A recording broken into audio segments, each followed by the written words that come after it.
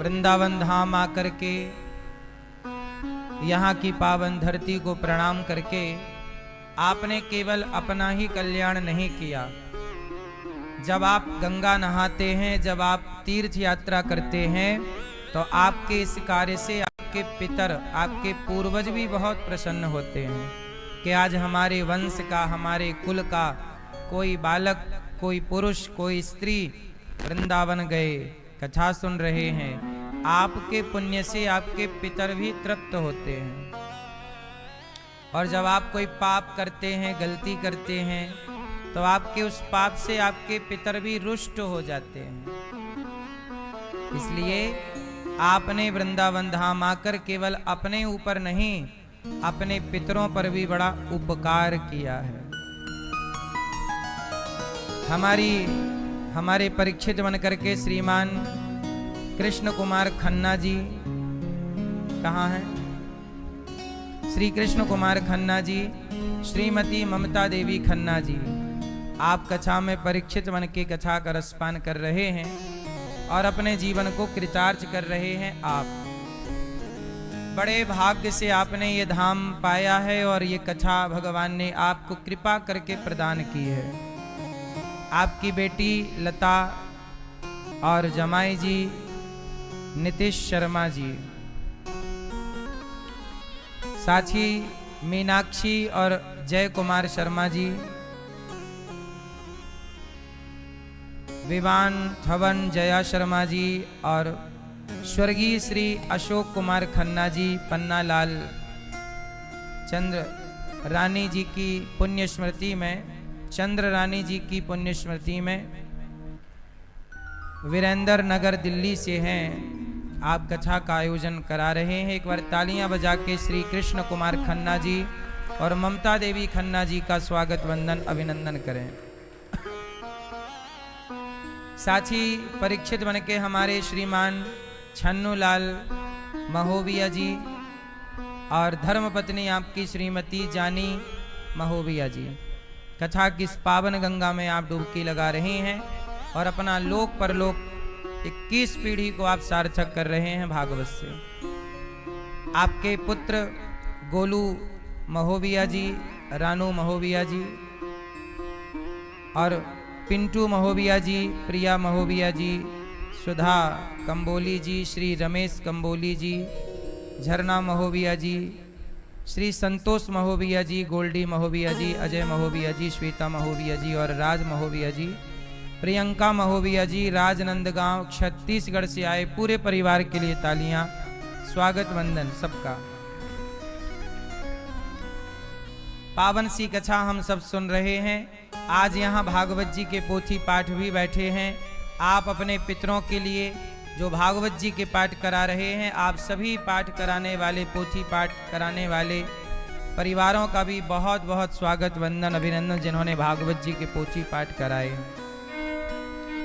अब यहाँ से भागवत जी के अगले पोथी पाठ 26 सितंबर से 2 अक्टूबर तक रहेंगे और 4 अक्टूबर से 10 अक्टूबर तक पोथी पाठ रहेंगे पितृपक्ष में। 26 सितंबर से 2 अक्टूबर तक अब अगला पोथी पाठ होगा। पितृपक्ष में आप अपने पितरों के निमित्त भागवत जी के पोथी पाठ करा सकते हैं। प्रिय भक्तों, अब शांति से सुन लेते हैं सब लोग, शांत चित्त से बैठ जाइए सब लोग। राधे राधे। मैया, ए भैया, कथा में ऐसे नहीं खड़े होते कहीं भी।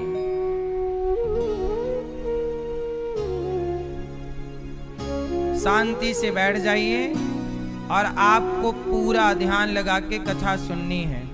बार बार मैं कथा का नियम बता दूं आपको, बार बार कथा में उठना नहीं, बार बार बैठना नहीं। बच्चे शोर करें तो बच्चों को शांत रखिएगा। कहीं भी बार बार उठ के मत आइए, बार बार उठ के मत जाइए।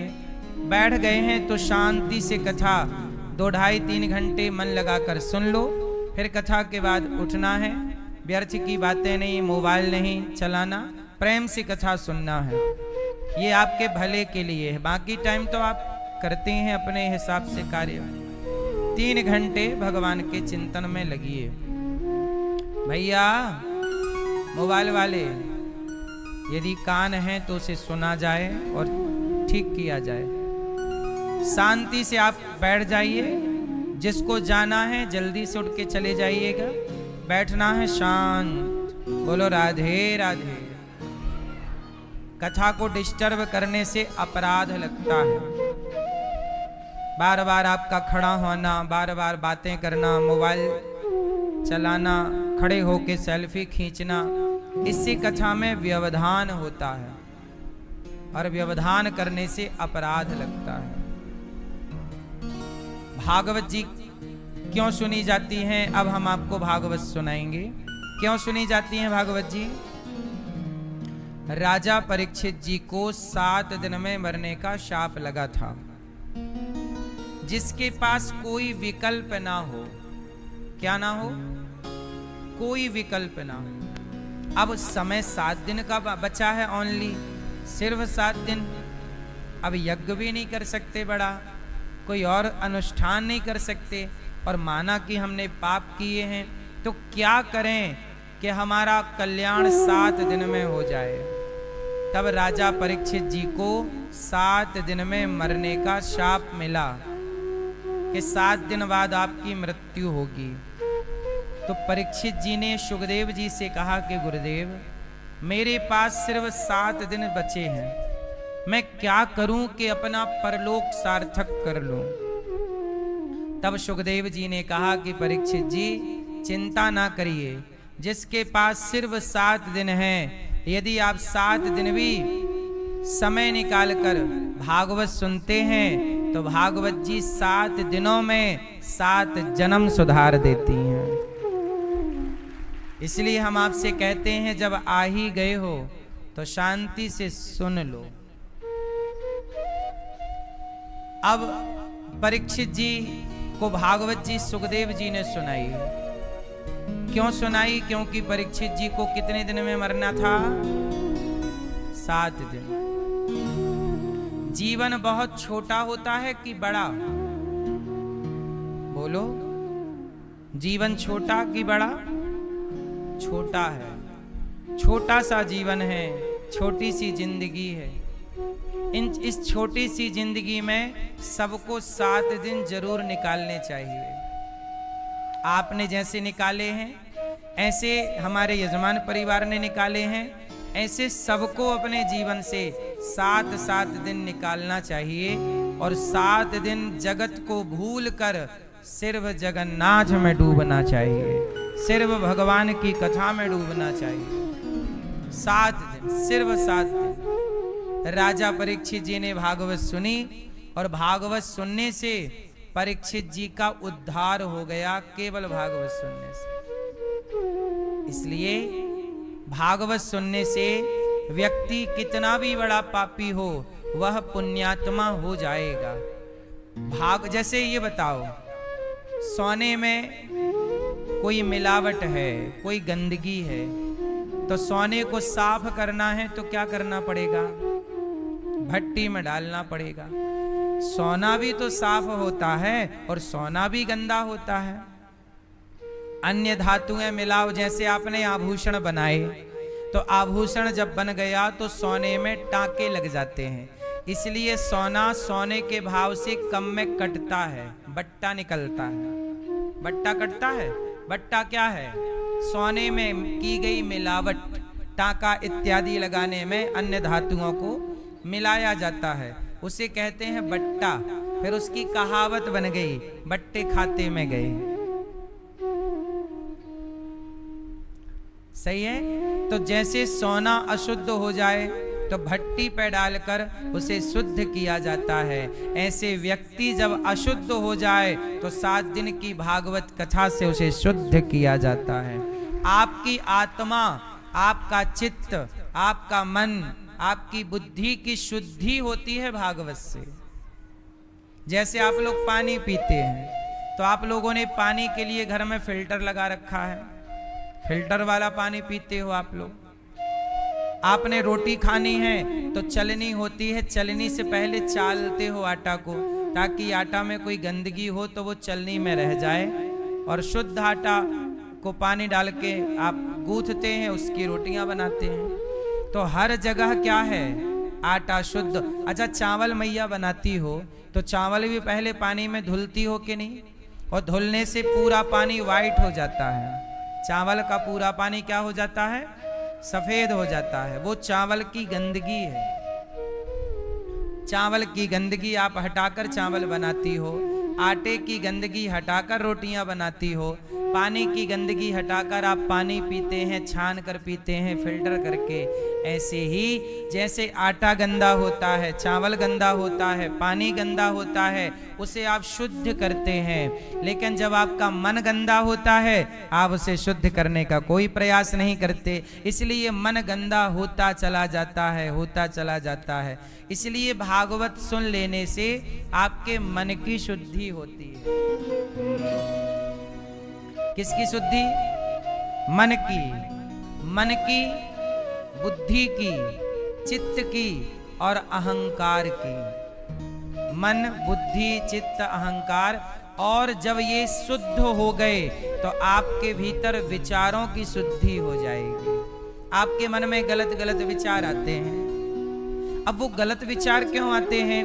क्योंकि मन में अशुद्धि है।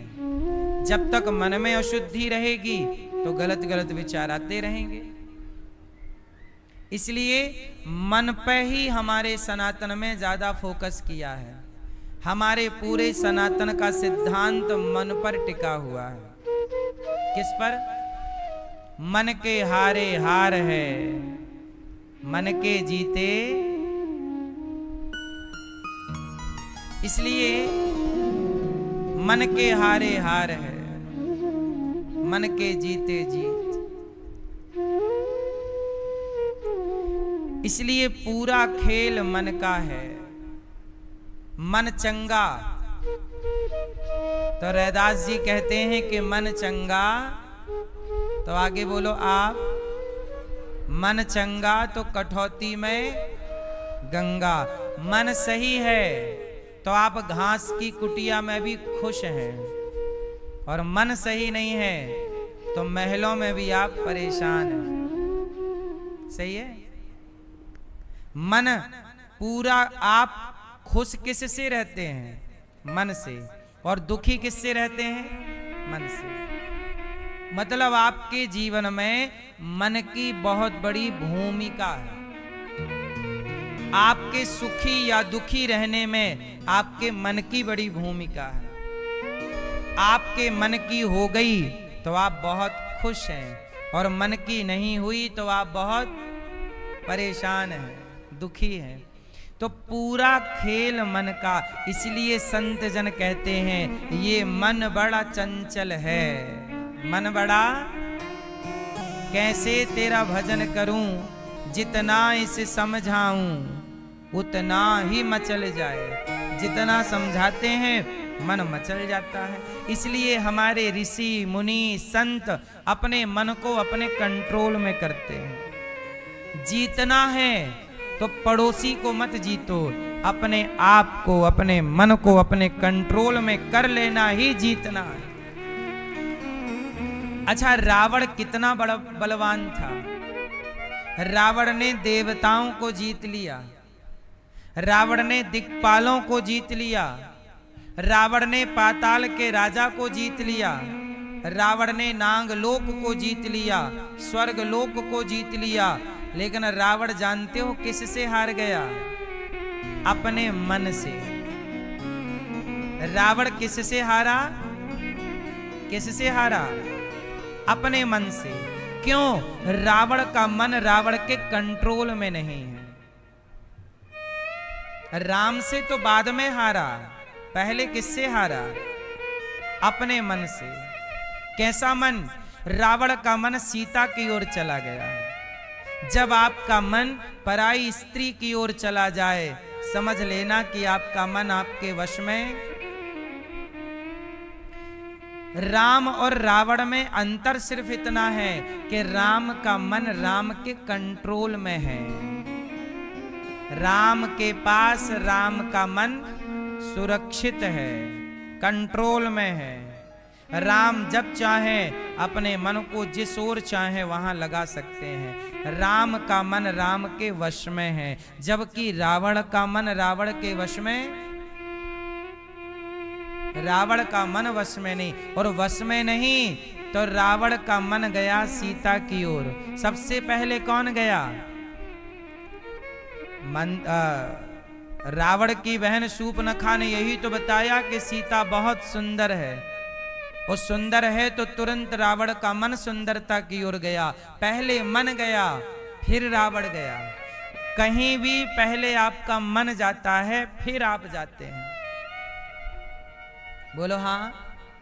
आपके बगल से कोई सुंदर स्त्री गुजर गई, आपके बगल से कोई सुंदर पुरुष गुजर गया, आपने एक बार देखा और देखने के बाद जब वो चली गई या चला गया तो जब आप पलटकर देखते हैं तो वो आप नहीं देखते, वो आपका मन आपको पलटाता है कि यार रूप सुंदर था, एक बार देख तो सही। वो आप नहीं पलटे थे, वो पलटाने वाला कौन था? वही है आपका मन, जो बार बार आपको उस ओर ले जाता है, उस ओर ले जाता है। रावण का मन बार बार सीता की ओर जाने लग गया। वाह, ये तो मंदोदरी से ज्यादा सुंदर है। तो रावण सबको जीतने वाला, इंद्र को जीतने वाला, दिक्पालों को जीतने वाला, किससे हार गया? अपने मन से। इसलिए कहता हूं मन के हारे हार है और मन के जीते जीत।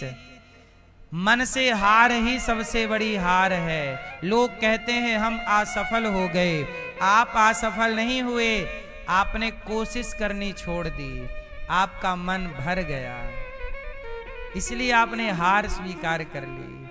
हार कभी शरीर से नहीं होती, हार हमेशा मन से होती है। और जीत कभी शरीर की नहीं होती, जीत हमेशा मन से होती है। इसलिए आपको हम ये सारी बातें इसलिए बता रहे हैं कि आप अपने मन के, अच्छा आप लोग अपने मन के गुलाम हैं या मन आपका गुलाम है? आपकी स्थिति क्या है पहले बताओ, फिर इलाज करेंगे आपका। बताओ, आप मन के गुलाम हैं कि मन आपका गुलाम है? आप और मन कौन किसका गुलाम है ये बताओ। आप बताओ बाबूजी, आप मन के गुलाम हैं। अच्छा, मन आपका गुलाम है। बाबूजी आप मन के गुलाम हैं। अच्छा, मन आपका गुलाम है, ठीक है। आप बताओ चश्मा वाले भैया, आप मन के गुलाम हैं? अच्छा, आप मन के गुलाम। भैया आप बताओ, आप मन के गुलाम हैं? आप बताओ बेटा, आप मन के गुलाम हैं? चश्मा वाले भैया, ठीक है। मैया, पीली मैया, आप मन की गुलाम है कि मन आपका गुलाम है? ये मैया पीली, आप मन के गुलाम हैं। आप बताइए बताइए, आप मन के गुलाम हैं, ठीक। पीछे वाली मैया, कौन किसका गुलाम है? देखो, कुछ लोगों ने कहा कि हम मन के गुलाम हैं। आपने सही कहा कि आप मन के गुलाम हैं, पर यह गुलामी है गलत। सही क्या है? वास्तविक में यह है कि आप बड़े हैं और आपका मन आपसे छोटा है। आप राजा हैं, मन आपका गुलाम है। लेकिन मन इतना पावरफुल हो चुका है आपका कि आपका गुलाम मन तो है, रियल ये है, लेकिन मन इतना हावी हो गया कि आपको अपना गुलाम बना चुका है और आप मन की गुलामी करते हैं। इसलिए अब थोड़ा उल्टा कर दीजिए, मन की गुलामी आप ना करिए, मन को अपना गुलाम बनाइए, मन को अपने कंट्रोल में। आपको कुछ नहीं करना, मन को जीतना। जिसने मन को जीत लिया उसने सबको जीत लिया। मन के हारे हार है, मन के जीते और मन ही मिलावत राम से, और मन ही करत फजीत। मन की गति है अटपटी, झटपट लखे न कोय, और मन की जब खटपट मिटे तो झटपट दर्शन होए। पूरा खेल मन का। मन चाबी है, चाबी से ताला बंद हुआ और चाबी से ताला, उसी चाबी से ताला खुला। जिस चाबी ने ताले को बंद किया वही चाबी ताले को खोलेगी। ये मन जगत में लगा आपका तो आपको बंधन में डाल देगा, और यही मन जगन्नाथ में लगा अर्थात भगवान में लगा तो यही मोक्ष की ओर ले जाएगा। इसी मन से बंधन है, इसी मन से मुक्ति है। अब बंधन में रहना है या मुक्ति में? क्या पसंद है आपको, बंधन या मुक्ति? कितने लोग मुक्ति चाहते हैं? तो क्या करना होगा, क्या करना होगा? यदि मुक्ति चाहिए तो अपने मन को भगवान में लगाना होगा। जिसका मन भगवान में है, कहते हैं ना जगत और जगन्नाथ, बोलो जगत, परिवार व्यापार ये जगत है, और जगन्नाथ अर्थात भगवान। यदि मन जगत में रहा, स्त्री में, जगत मतलब स्त्री पुरुष पैसा पत्नी परिवार बेटा बेटी खेत खलिहान ये जगत है। यदि आपका मन जगत में लगा तो बंधन है कि मुक्ति है? जोर से, जगत में मन लगा तो बंधन, और जगन्नाथ में मन लगा तो, जगत में मन लगा तो, जगत में मन लगा तो बंधन, जगन्नाथ में मन लगा तो, जगत में मन लगा तो बंधन, भगवान में मन लगा तो, जगत में मन लगा तो, भगवान में मन लगा तो, जगत में मन लगा तो, भगवान में मन लगा तो। हाँ, बंधन चाहते हो तो जगत में मन लगाइए, और मुक्ति चाहते हो तो भगवान में मन लगाइए। दोनों रास्ते खुले हैं आपके लिए, दोनों विकल्प खुले हैं आपके लिए। कहाँ लगाना है?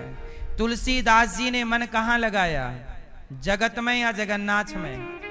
मीराबाई ने मन कहाँ लगाया, जगत में या जगन्नाथ में?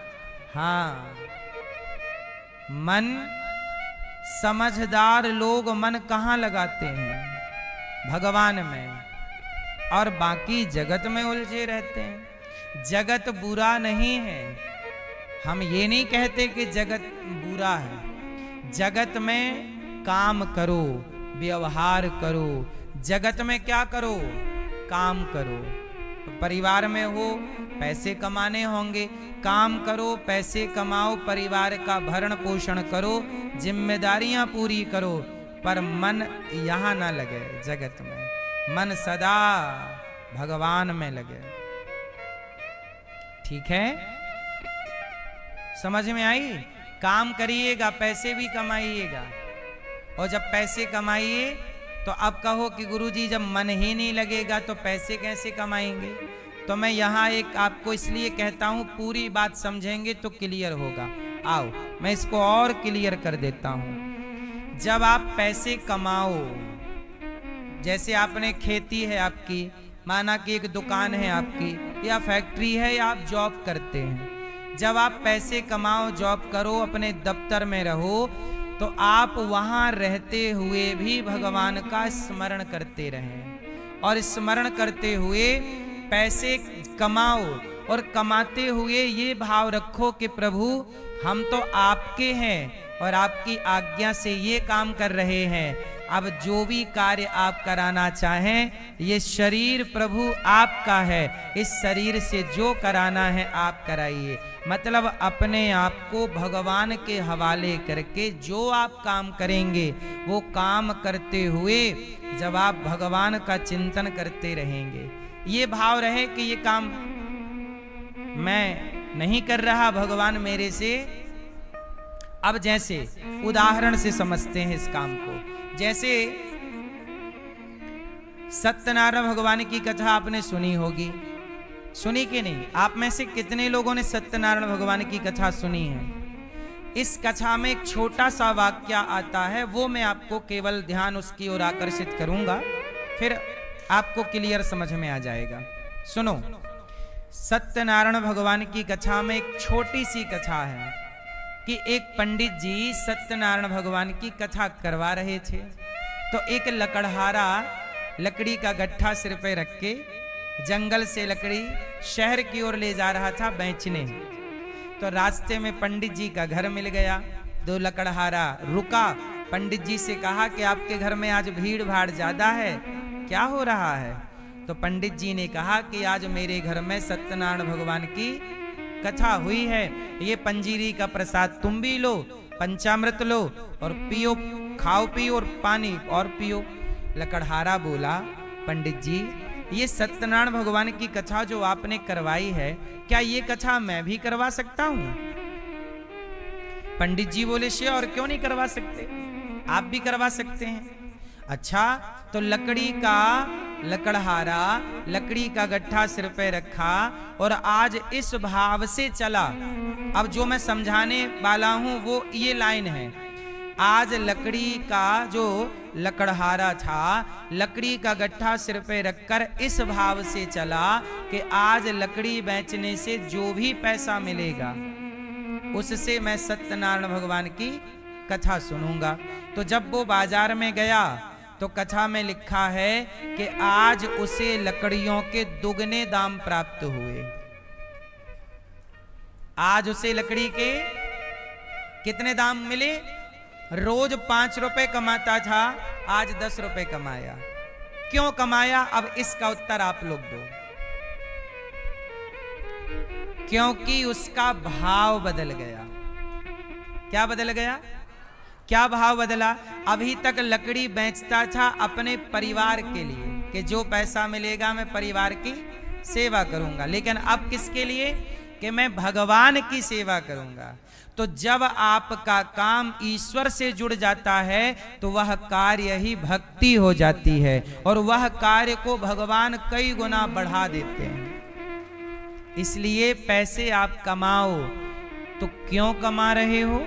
इसलिए कमाओ कि प्रभु मैं इस पैसे से आपकी और आपके भक्तों की सेवा कर सकूं, इसलिए कमाओ। तो आपकी कमाई को भी ईश्वर डबल करेंगे।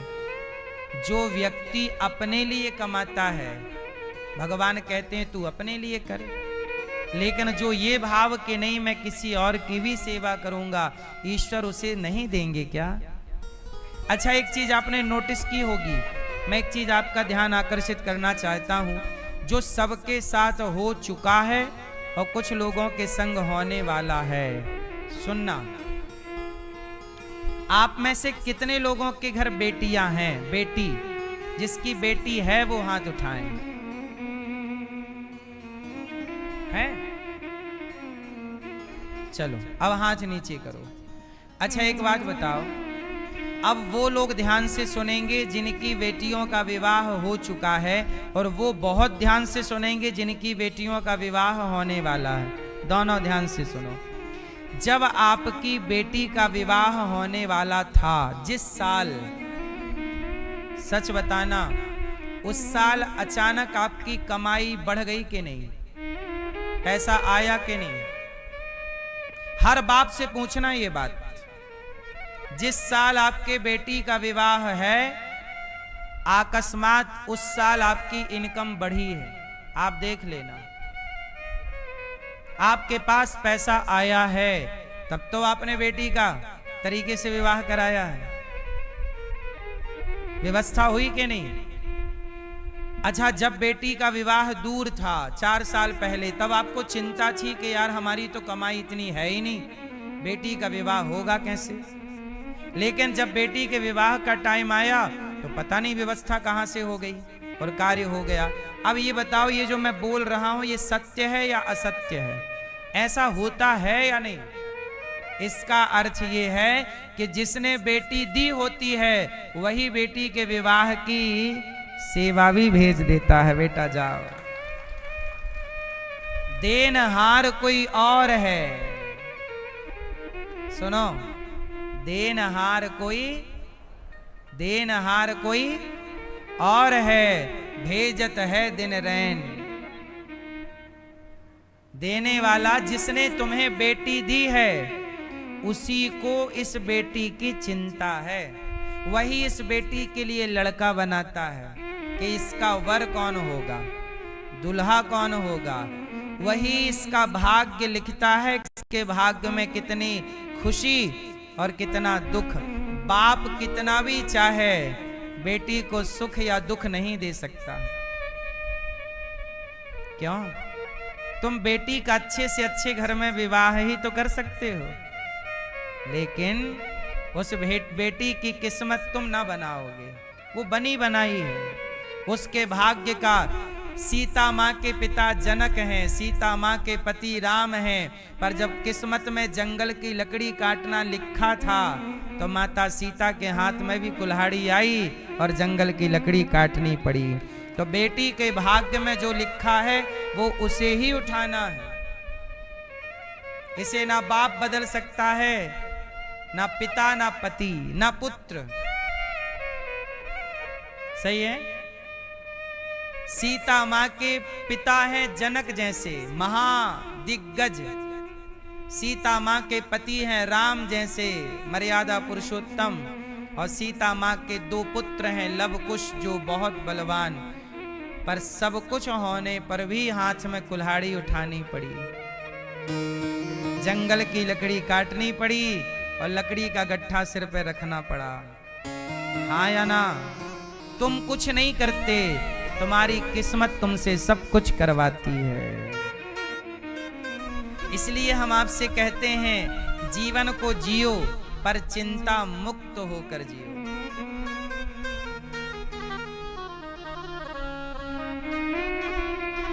हाँ, जीवन जियो, पर जीवन कैसे जियो?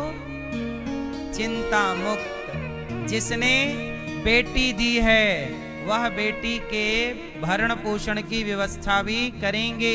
आप मेहनत करिए, आप कर्म करिए, पर भाव ये रखिए कि प्रभु ये सब कुछ आपका है, भगवान में समर्पण करके फिर कार्य करिए। अपना मान के मत करिए कि मेरा है।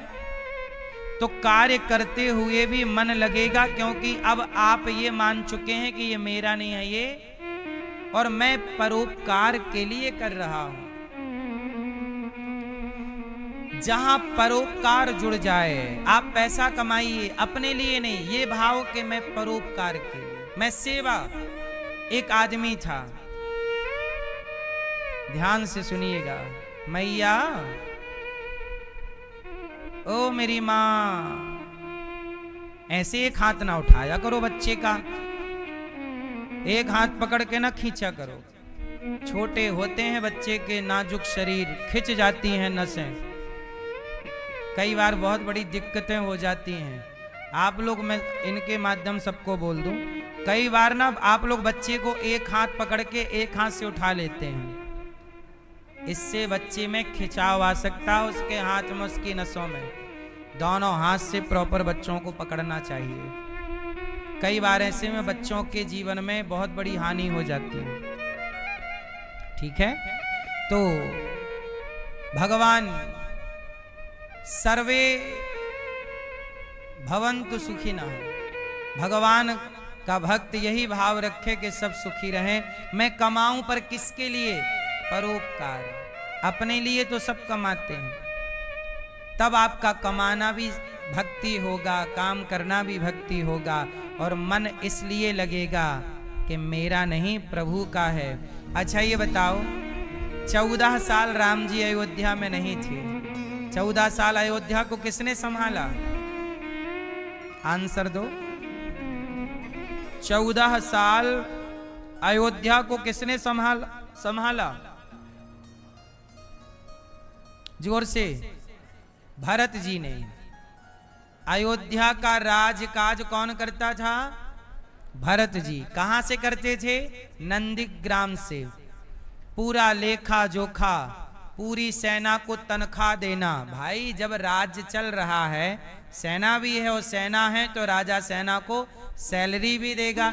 14 साल तक ऐसा थोड़ी था कि अयोध्या की सेना को सैलरी ना पहुंची हो। बिजली पानी जो भी व्यवस्थाएं हैं, हर साल फसल होना, खाना पीना तो चलेगा ना, इसके बिना तो ना होगा। शहर है तो पानी बरसेगा तो नाली भी जाम होंगी, उनकी साफ सफाई भी होगी। घर है तो सब रहा होगा। मतलब पूरा राजतंत्र था अयोध्या का। और पूरा राजतंत्र कौन संभालता था? भरत जी।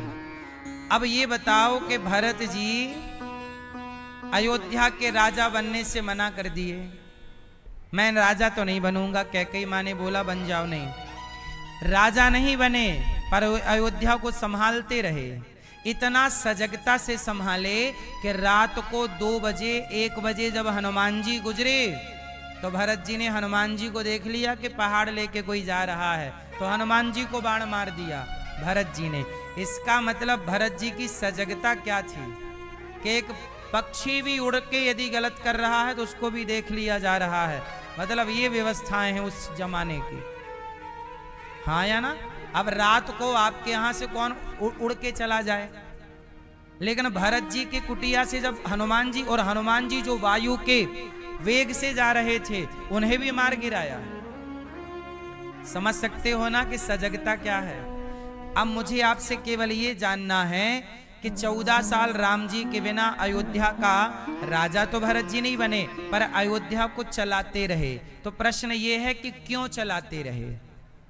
आंसर, क्यों चलाए? क्यों चलाए आप बताओ। भरत जी को तो राजा बनना नहीं था, भरत जी तो भक्त हैं, भक्ति करेंगे, क्या जरूरत है राजकाज चलाने की, क्यों चलाए आप बताओ। इसलिए चलाए। सुनना, इस प्रश्न का उत्तर फिर अपने से समझना। भरत जी इसलिए चलाए क्योंकि भरत जी ये मानते हैं ना कि ये राज्य राम का है। किसका है? 14 साल बाद जब राम जी आएंगे तो राम जी का राज्य उन्हें ऊबड़ खाबड़ तो नहीं दे सकते, व्यवस्था बिगाड़ कर तो नहीं दे सकते। जब आप घर पर रहने जाओगे तो कचरा फैला कर नहीं दे सकते ना, साफ सफाई ना करते हैं। तो राम जी का ये राज्य है और प्रभु ने दास को जिम्मेदारी दी है इसकी सेवा की। तो भरत जी राजा बनकर नहीं, सेवक बनकर के अयोध्या को संभालते हैं, इस भाव से कि ये अयोध्या राम की है। ऐसे आप भी अपने परिवार और व्यापार को इस भाव से संभालो कि हम प्रभु के दास हैं और ये परिवार, ये व्यापार प्रभु का है, हमें जिम्मेदारी दी है, इसलिए हम संभाल रहे हैं। ये परिवार किसका है? प्रभु का। और व्यापार किसका है? प्रभु का। प्रभु का